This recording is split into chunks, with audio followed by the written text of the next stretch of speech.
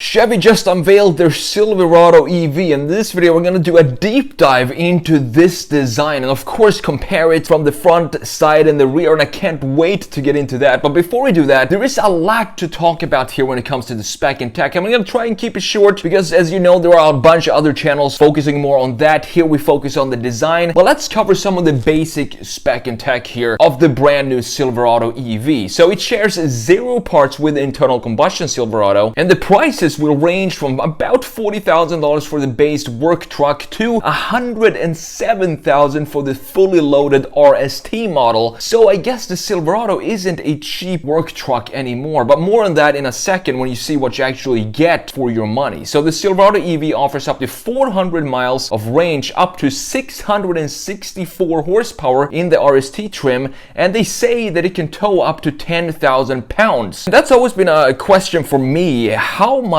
will that affect the battery? Because I remember having a heavier load in just a Tesla Model 3 that dramatically reduced the range, or at least I could notice that the range was reduced. So towing 10,000 pounds, how will that affect the range? That's going to be an interesting test to see. So initially, only 2 trim levels here will be available, and these 2 will be at the very end points of the model range. So you're going to drop the cheapest one, which is the work truck, and that has a starting price of $39,900. This comes with 18-inch wheels, 510 horsepower, and 615 pound-feet of torque, and with the same 400-mile range as the top trim level, the RST. So the base truck, even though it costs $39,000 compared to $107,000, you still get 510 horsepower and the same 400-mile range, which sounds pretty good. And the fully loaded RST will set you back $107,000. Pretty steep for a Silverado. However, as I said, you do get a lot of cool technology, design and performance for your money. So the RST sits on 24-inch wheels and has a drive mode called Wide Open Watts, or WOW mode for short. This gives you instant access to 664 horsepower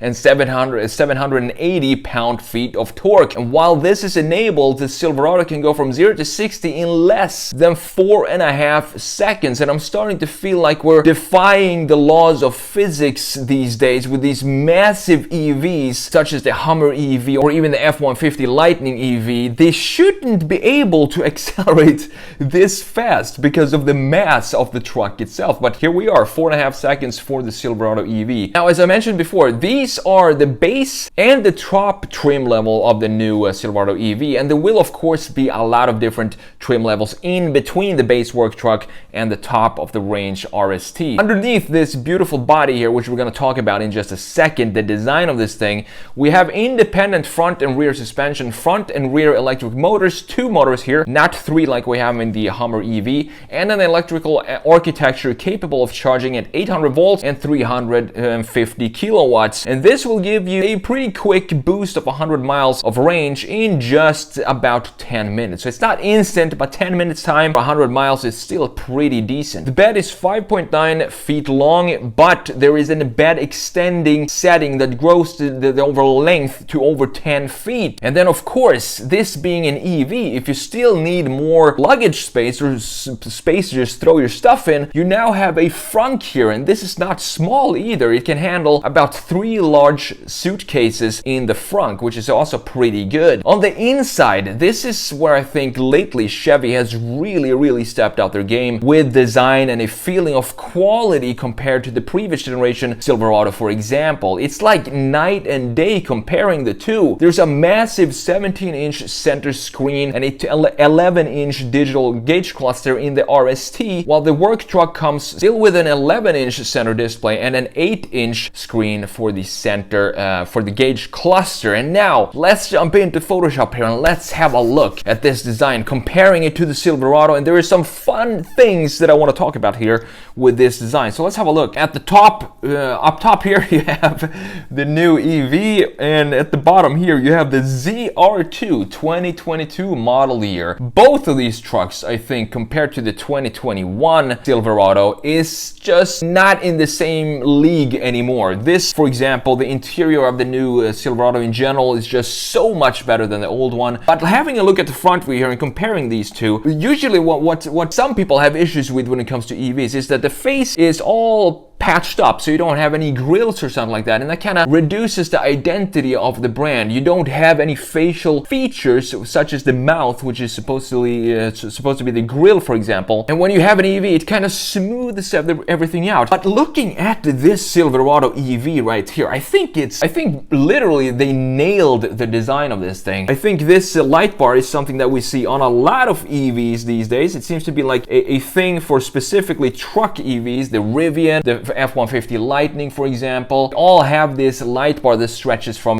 one corner of the front end to the other, and that of course gives it a nice wide look of this truck. And then you have the headlights being also a very common feature these days, a design trend at the moment to have the headlights integrated in the kind of in the middle right here, but also in the bumper in other crossovers and so on. Here they sit a little bit higher than down here in the bumper, for example, but I think it still looks great. And then you still have this black piece which separates visually from the rest of the body here. You have this grill here for probably the battery or the front, the motor, and also you have the grill down here, the air intake down here. So you still have a couple of grills here, because even if it's an EV, you still need some cooling coming into the batteries and the motors. I think it looks great in the front end of this Silverado right here. It's a beautiful looking truck. It also looks mean with this light bar right here, these daytime running lights at the corner right here. I've seen them lighting up in some blue color, and it looks very futuristic, very electric. It suits an EV truck. Comparing it to the Silverado right here, you can see that the main difference here is that we have this massive opening in the front, specifically here on the ZR2 trim, where a lot of air needs to come in and cool the V8 engine that's inside there. Still a good looking truck, and what I would like to see in the future, which I'm sure is going to happen also, is to remove these 24-inch wheels, which probably works fantastic for range and on the highway and so on. But I'm looking forward to seeing this in a ZR2 trim. That would be fantastic, and I'm pretty sure that's going to come out eventually, because it's a Silverado. They need at least one sort of off-road capable version of the truck, even though it is an EV. So different wheels and tires, a little bit more rugged, a little bit more clearance right here in the front end and so on. And that's the version I'm really looking forward to here. So let's have a look at the front end of the work truck here, and I think this as well looks pretty good for being a $40,000 work truck. Yes, you have this black piece in the front end, which is all functional, obviously. You don't have to worry about scratching your paint or denting it or whatever. You can just get it to the work site and don't really care about any scratches and dents in the front end, which is what it's supposed to be. It's a work truck, a fleet truck, but it still has these cool LEDs right here. We don't have the light bar in the middle, but I think that's fine for this base model right here. You still have over 500 horsepower and over 400 miles of range here in the base model, and I kinda actually like these wheels and tires here. I like the functional feeling of them. It just looks great. Now let's have a look at the rear view here before we jump into the side view, because there's a lot to talk about in the side view that I want to show you in the end of this video. So this is even a better, in my opinion, even a better transition, or comparing it to the regular Silverado down here. This is not the ZR2 trim right here, but this looks so much better than the internal combustion Silverado down here, which I've never really been a fan of. And for the 2022 model, they didn't really update anything in the rear end. They kept the same kind of styling. So the reason I like the EV a lot better here, it has such a nice flow to it, and you have the graphics in relation to the bodywork. They play a lot better together. So let's have a look at the internal combustion down here. So you see this piece right here, this graphic of the taillight. You have two almost identical pieces, so it doesn't have any movement in it. And on top of that, where the pieces actually stretch into the body, which is right here, this piece, and then you have this piece down here, where they stretch into the body, it doesn't really connect with the lines that we have in the bodywork of the truck. So it feels a little static, and it doesn't feel like it's playing well together. Graphics of the taillight and the graphics of the body itself. And then there's a lot going on here in the general tail of this, and it looks a little static here as well, with a lot of horizontal lines, and there's really no movement right here. So comparing this to this design, let's have a look at the taillight and what's happening here. We have this design now with these beautiful LEDs in here, which are very dynamic because they have a different kind of thickness to them. We have a different thickness here than we have down here at the bottom, and this creates one sort of movement. And on top of that, we still have this line in the bed that now connects connects to this piece. So this piece now has a kind of connection to the rest of the body, creases in the design of the side of this car that lacking in the internal combustion right here. And the tailgate itself looks a lot more dynamic and smooth and interesting than it does in the internal combustion down here. We have a lot of smoother lines here, which I appreciate. We also have a little curvature on this piece. Small details like that just adds up and creates a more harmonious, more beautiful design, in my opinion. Now let's have a look at the side view right here. I want to try to keep this not be a 20-minute long video because I have so much to say about this design. Let's have a look at this side view here, and then I want to show you a surprise from Chevy that didn't get as much attention that I'm also really excited about. That doesn't have anything to do with the Silverado. I'm going to show you that in the very end of this video. So here we have the Silverado in side view. What I love about this design here is that it looks like a unibody design. It's probably, I'm not sure how this is built. I haven't looked into if it's body on battery platform or battery frame or something like that, how they designed this. But this is of course a body on frame down here with the internal combustion, because you can see that the bed is separated here from the cab, for example, and then you have the frame underneath here where everything sits on top of. And I really like the smooth look of the EV right here. It doesn't really look like the internal combustion Silverado down here. It looks completely different. And I also love this rake here, which of course, which I'm gonna show you in a bit, reminds me a lot of the Chevy Avalanche from about 10 years ago or so. I'm even more than 10 years ago now, 15 maybe. I'm gonna show you that comparison in just about a minute here. But before we do that, what this reminds me of as well, more than the regular Silverado, is the GMC Hummer down here. So you can see that the greenhouse and the overall proportions of the Silverado EV has a lot to do with the Hummer EV. There is a good reason for that, because they are built on the same platform. The Silverado is built on a narrower platform, that's the same platform that sits in the Hummer EV down here.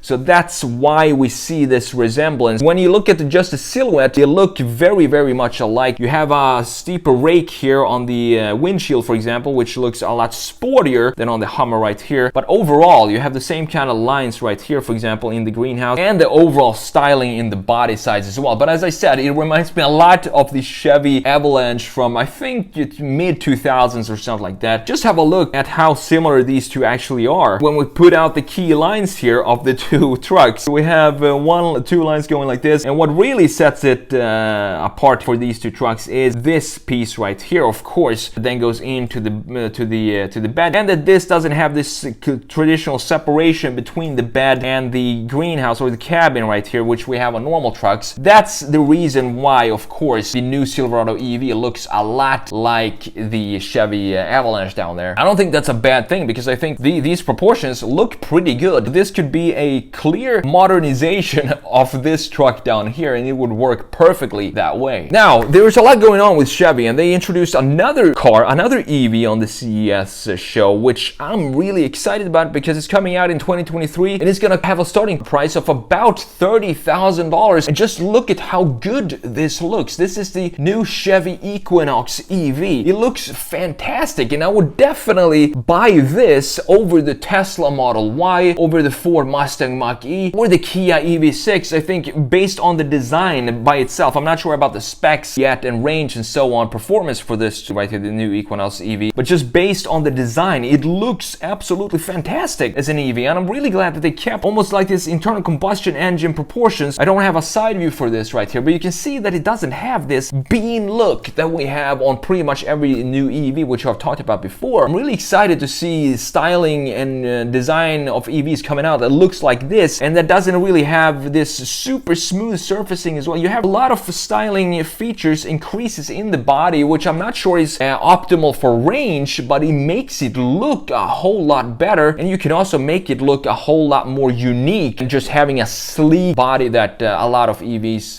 have today. Overall, I'm really excited about the Chevy Silverado EV. My friend posted on Facebook that the launch edition sold out in 9 minutes, which is insane. So I think you're gonna have to wait a while before it gets in your driveway. But you know what? I think it's going to be worth the wait.